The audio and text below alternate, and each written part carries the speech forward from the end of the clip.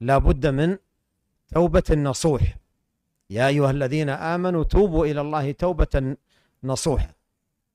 توبة نصوح بالندم على فعل الذنب والإقلاع عنه تماما، والعزم على ألا يعود إليه، والعزم على ألا يعود إليه.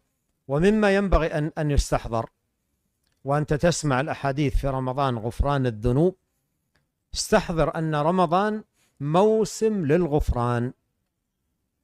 موسم للغفران. ما معنى ذلك؟ يعني ينسلخ رمضان وخلق من خلق الله عز وجل غفرت ذنوبهم. احرص أن تكون منهم.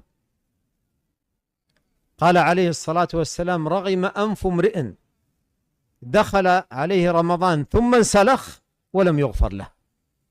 هذا حرمان. هذا يدخل عليه هذا الموسم العظيم للغفران ثم ينسلخ ولا يغفر له.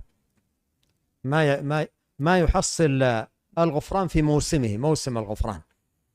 ولهذا احرص على هذه الأعمال التي فيها الغفران.